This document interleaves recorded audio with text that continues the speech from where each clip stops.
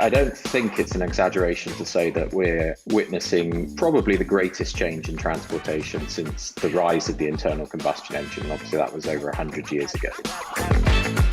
We're just moving the dial further and further towards cars being closer to a smartphone on wheels. Another area that we're looking at, which we think looks really interesting, is electric vertical takeoff and landing vehicles, or so-called flying taxis. I'm Vincent McCarthy, and you're listening to the ESG Factor podcast. Change creates challenges, but it also brings opportunities. And this is why we'll be talking about the sustainability transition and the future of transport. Today, I'm joined by Alastair Bishop. Alastair is Managing Director and Portfolio Manager at BlackRock. Alastair, thanks for coming on the podcast. Well, thanks very much for having me. It's a pleasure to be here. Can you maybe give listeners a sense of what you do at BlackRock?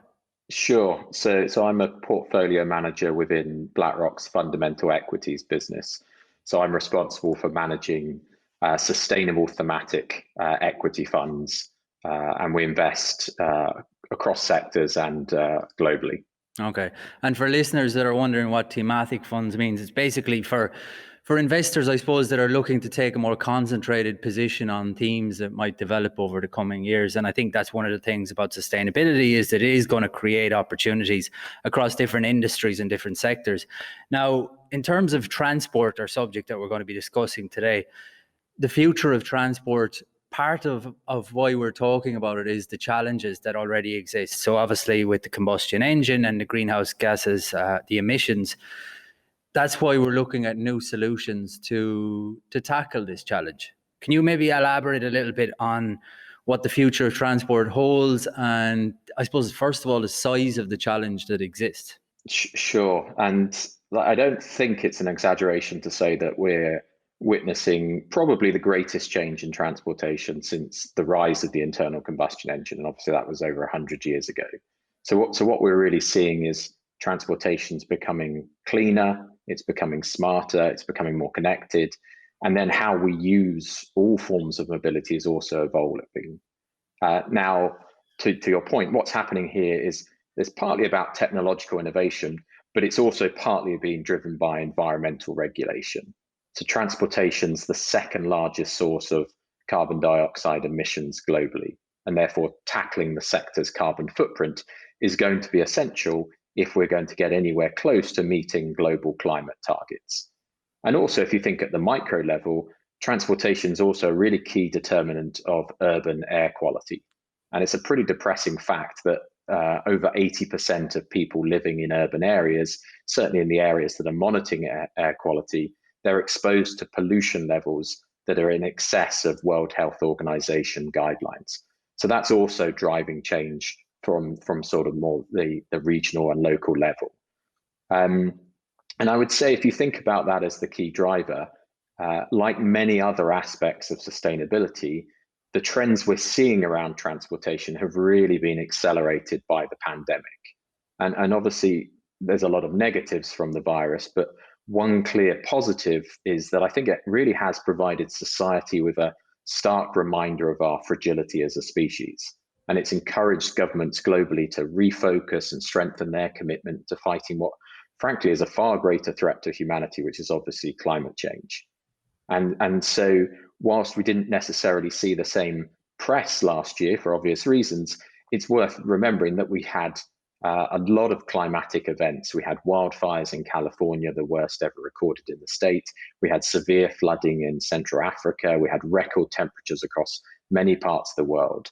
And so if you look at the latest United Nations emissions gap report, it highlights that despite all of the efforts we've seen around decarbonizing the power market, and now we're starting to see around decarbonizing the transport market, the world's still tracking towards a temperature rise well in excess of 3 degrees. So which obviously means, unfortunately, that we're likely to see the effects of global warming increase further in their scale and frequency. And I would say, to finish there, maybe just the good news is that I think the potential for that to occur in terms of the pace of transition has been boosted by the actions of governments we're seeing. And obviously transportation is going to be a key part of that. Yeah. And I suppose one of the challenges for people with when we talk about sustainability is the fact that it's hard to actually put it into a kind of a real world context. So people talk about climate change at a very high level, but on that point of pollution that you mentioned in terms of the air quality, I think people need to remember, like, when you're standing at a traffic lights and you're waiting to cross the road, and then all of a sudden a car that, let's say, has an older engine passes by, and you can get that fumes that come off it, and you kind of think, okay, this is what it really means when we're talking about carbon emissions and emissions that are impacting our air quality and our standard of living. We can't actually see something, but it's there. And maybe that's part of the problem, that it's not actually visible to us. It's just actually impacting our health invisibly, I suppose. But in terms of the transition then from the combustion engine, which is the big part of the problem here, to other solutions. The last few years, we've seen that momentum in electric vehicles. Is that where the biggest change is coming? Yeah, I would say if we think about the passenger car, our view is that electrification, it looks like the solution that will be delivered over the next 10, 20, 30 years. Now, there are alternatives. We've seen sort of natural gas vehicles being pursued, and hydrogen fuel cells is another option there. But I think for passenger vehicles, given the progress we've already seen in reducing the cost of the battery, that solution looks likely to be the winner there.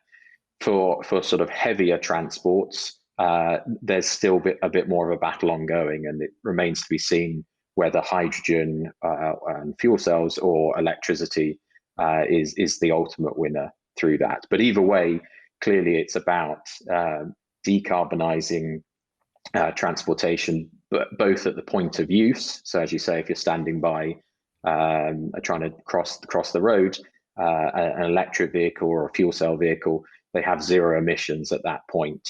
But also it's about overall decarbonization, because even if you've got an electric vehicle, it still requires electricity to be manufactured. It still requires being charged, and you need the electricity that is charging it to also decarbonize. And that's why you need things like renewable energy to go hand in hand with what's happening in transportation for this to really drive us towards a net zero future. Yeah, and I think that's an important point as well around the decarbonisation at a high level, because one of the I suppose negatives put to the electric vehicle market is that they're still mining for minerals that are resulting in a big carbon impact as well, and some of maybe the treatment of workers in those areas as well. So is it a case of our focus on sustainability has to be more than just the end product? It has to be the full supply chain to make sure that we're improving it from the worker that's mining the minerals right through to the purchaser who's using the car. Absolutely. And I think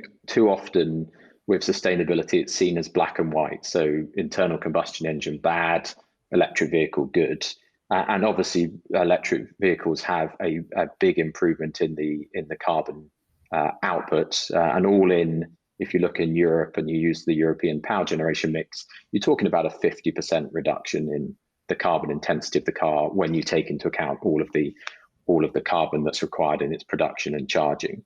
But as you say, if you think about the sort of well-to-wheel situation, there are sustainability challenges with electric vehicles. You are using materials that come from challenging parts of the world. If you think about cobalt, around 2/3 of the supply is from the Democratic Republic of Congo at the moment.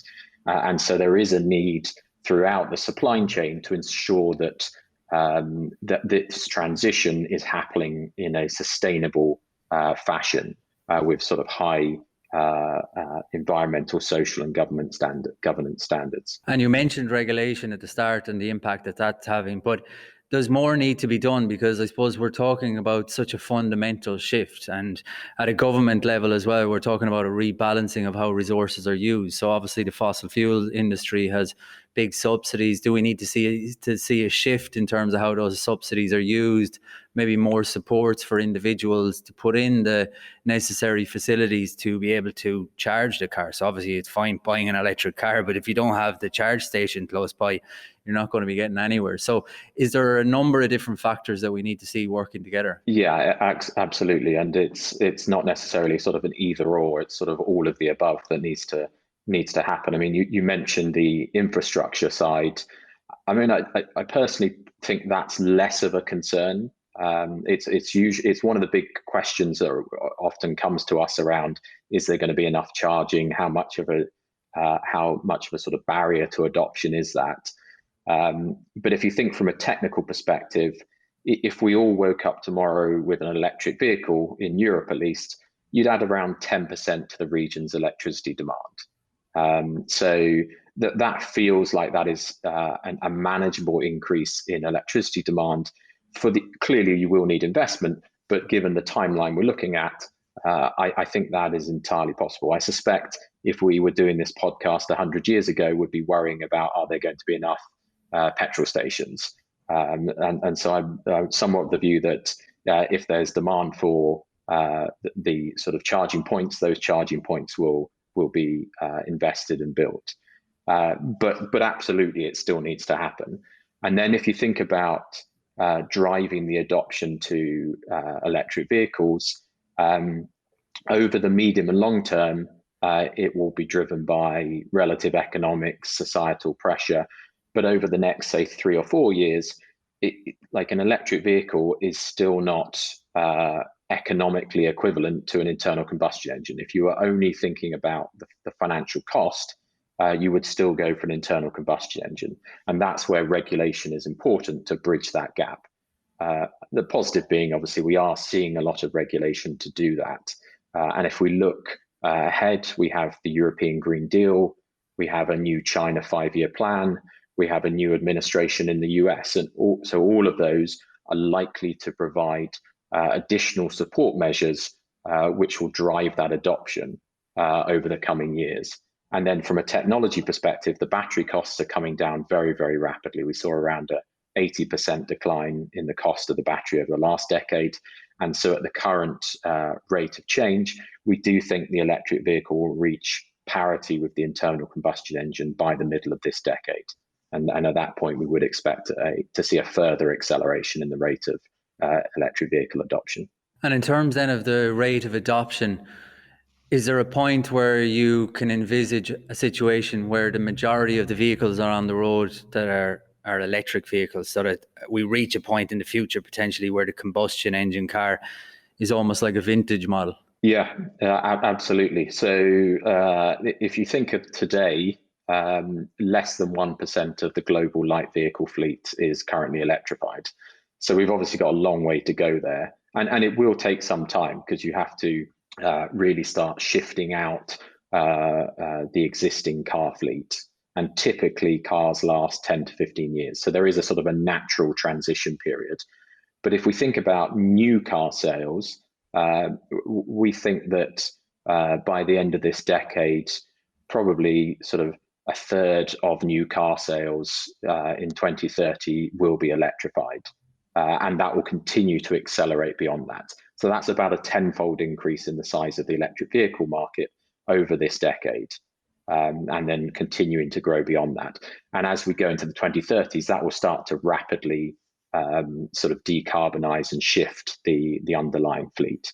So completely agree with your opening point that we will get to a point where over 50%, well over 50%, frankly, of the fleet is electrified or using another low carbon form of power generation. And I think this is what listeners need to remember, that sustainability is not just a constraint, it's a source of opportunity because of the disruption that creates these opportunities. So the companies that you're looking at, obviously low carbon is something you've talked about, autonomous and connected is something you see in the future for transportation. It is. I mean, there's been a lot of excitement around autonomous vehicles, and we've generally been a bit more cautious just on the timeline than some of the expectations out there. But definitely we are seeing significant capital put to work to develop the technologies around that. And so as we look over the next 10 plus years, we do think that autonomous technologies will start to disrupt the transportation industry over and above what we're talking about or have been talking about in terms of the powertrain electrifying. So the technology is already making strong progress. You already got examples where in sort of certain controlled environments, you are seeing autonomous vehicles being used. And I would imagine that will expand quite a bit over the next 3 to 5 years. If you think about industrial campuses or airports, those are obvious examples where you could see autonomous vehicles being introduced in a relatively short period of time. To have it so that you and I are using autonomous vehicles on a sort of daily basis, I think that is a longer dated situation, and that partly reflects technology. Clearly, you need to be able to work in all forms and conditions, but also there's sort of non-technical factors around regulation, around legal situations that would need to be overcome. So we see that happening more on a sort of 10 plus year time frame. It sounds interesting, the autonomous stuff, but I mean, you think even just cruise control, sometimes you'd be a bit nervous putting on cruise control. So a lot of it is going to be about a level of comfort that people can have with the technology. But look, you're immersed in looking at these companies and how the technology is evolving. How would you feel about getting a car that had that ability to go autonomous and take a drive from London to Liverpool or wherever it is and just leave it to the car to bring you there? Yeah, I mean, it's a completely fair point, and I think it will take a little bit of time for people to get used to it. And actually, that means that when you think about the technology level to create adoption, it's not reaching a point where autonomous vehicles are as good as human drivers. It's going to be reaching a point where they are dramatically better than human drivers, because there will be that much higher scrutiny on any time a autonomous vehicle crashes. It'll be all over the media, etc. Whereas obviously that's not the case every time there's a human failure as it relates to driving. So I think you'll need to have a higher bar for autonomous vehicles around safety before they are rolled out more broadly.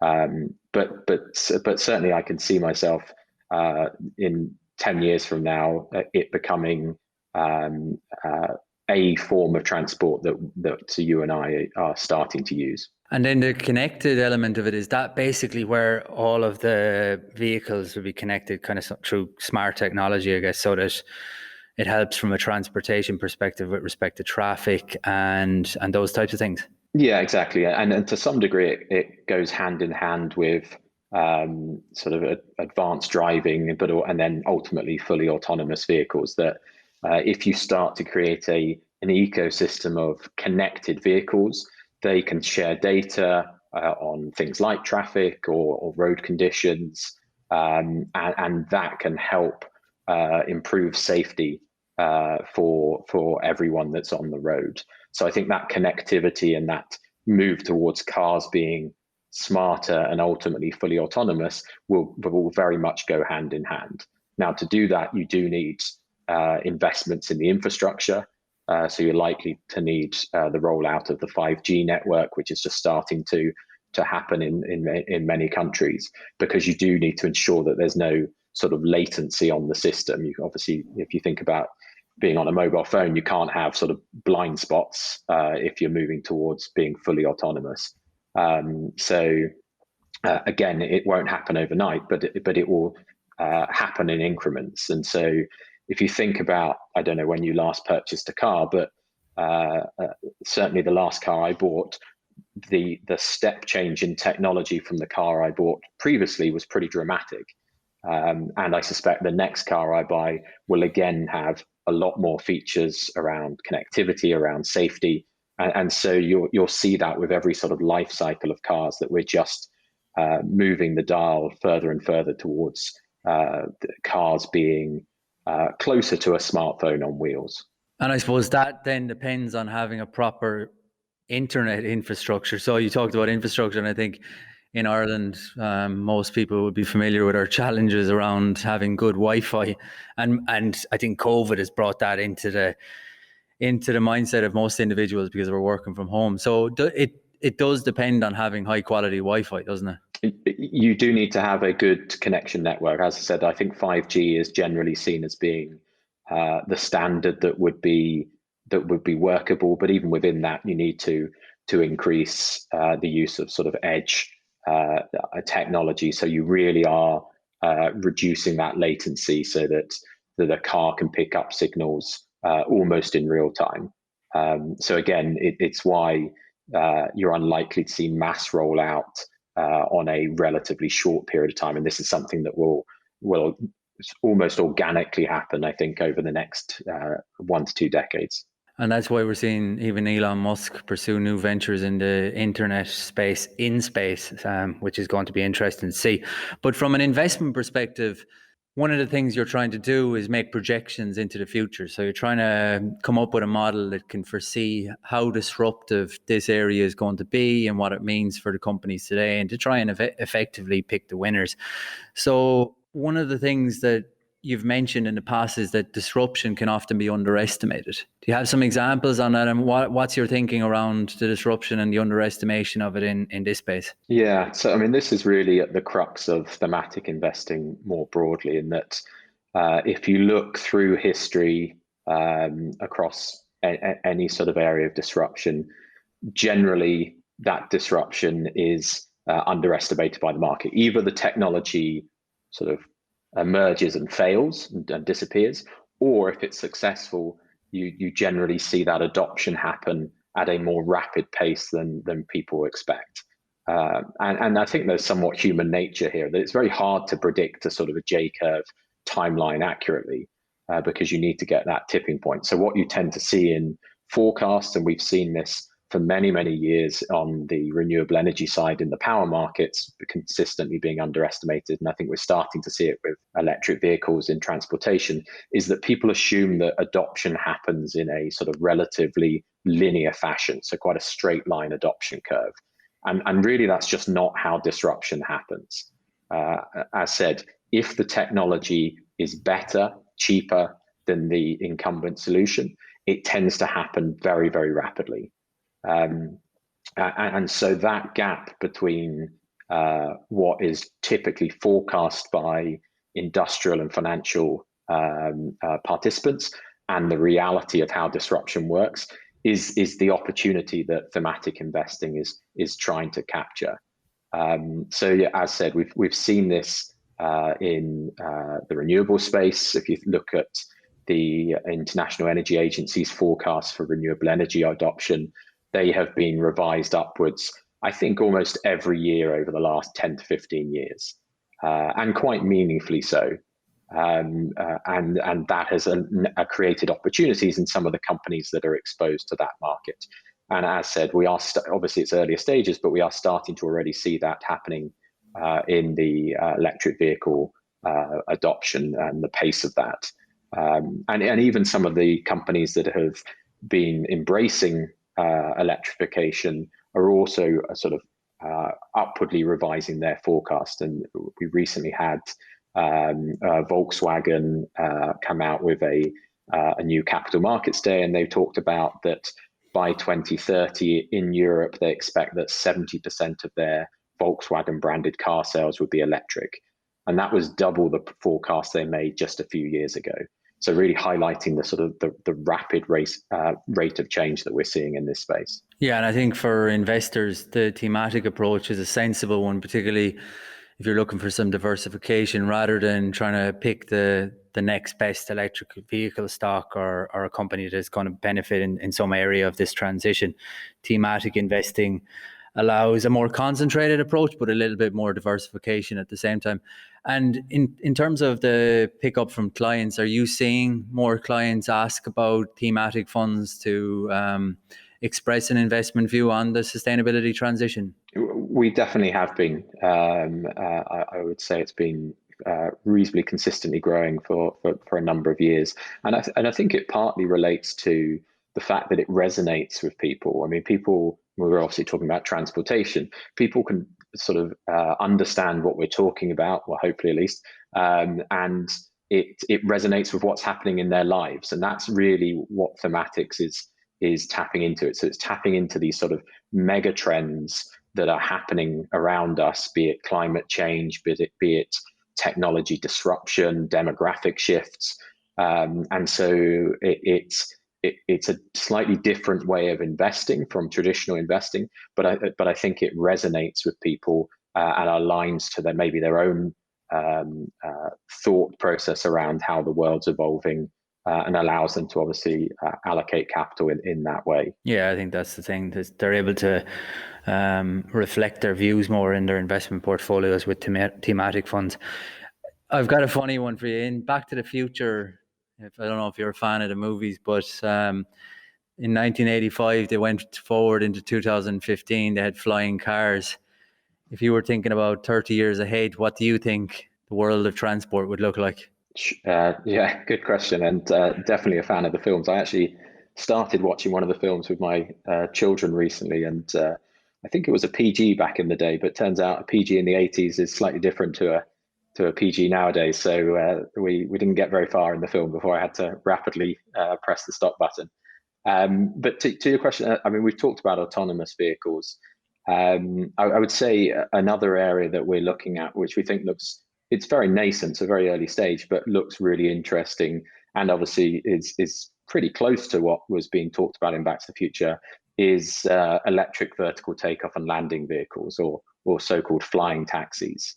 And these really offer a significant potential disruption over the longer term of sort of point-to-point taxi transportation. And so if you've seen one of these look a little bit like a helicopter, but obviously fully electric, which means that they have far less noise, and therefore they can more easily move within urban environments where you have a lot of regulations around noise. Now, the technology is not fully formed. The economics are not yet fully stacking up, but the progress that is being made does suggest that it could start opening up opportunities for greater rollout there. And if you think about going on holiday, certainly in the UK, you can spend as much time driving to the airport as it takes you to then fly to wherever you're going, if you're going to sort of Southern Europe. And so the opportunity that you could actually go straight to the airport via a eVTOL for a reasonable price, a similar price to a current Uber or taxi service, that would obviously be pretty appealing to people. So I think that and autonomous vehicles, and maybe you get those two things combining at some stage, looks pretty interesting. And if we're right on those two things around autonomous vehicles and eVTOL, that obviously has pretty major implications for the transportation sector, but also more broadly. So if you think about owning a car, I mean, it's an incredibly inefficient purchase because it does tend to just sit idle for most of the day. And there's a great statistic that I've heard, which is that at any moment in time, 95% of all the cars in the world are parked. Now, frankly, I have no idea whether that's true or not, but it certainly resonates when I think about my own car usage. But as you move towards autonomous vehicles and other forms of transportation, which are really all about just reducing friction, making it more convenient, then suddenly you start to think about, well, do we need that many vehicles just parked? You can increase the utilization of vehicles. So you could see a scenario where actually just the overall number of cars in the world starts to peak and starts to decline as we see some of these sort of technologies around smartness starting to evolve. Yeah, I think that area is really interesting because, as you said, you're only using a lot of people anyway, are only using their cars for a small amount of time. So if you had in the future an autonomous vehicle range and it's connected, and you had some smartphone and you can say, okay, I need a car for 3 hours, press the button, the car drives itself over, takes you to wherever you need to go and drives itself back to the lot. That's what you call efficiency. And if we could get to that point in the next 10 years or so, that would be really interesting. Yeah, and obviously, and it may not be 10 years, but if we think over the next 20 years or so, that will also, coming full circle, help with the decarbonisation story, because as much as we're seeing huge progress on electrification, you do just have a lot of vehicles on the road. And the sort of the number of internal combustion engine vehicles on the road is still likely to rise over the next 5+ years, just because of the growth in the fleet, particularly in emerging markets.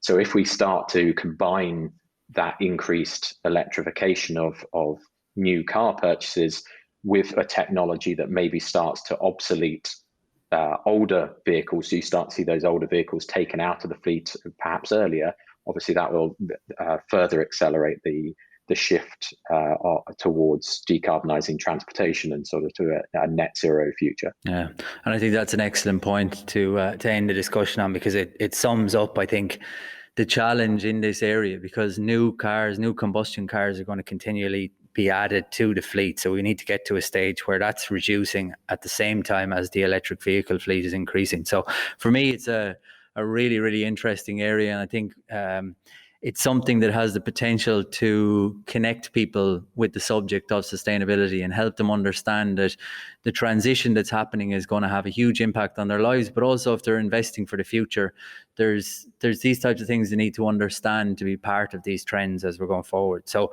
I really appreciate your time for coming on the podcast. So thanks very much, Alastair. No problem. Cheers for listening to the ESG Factor podcast. If you're interested in a more sustainable future, then check out the esgfactor.com for details on our Patreon community and how you can support the making of more content like this. I'm Vincent, and I'll catch you later.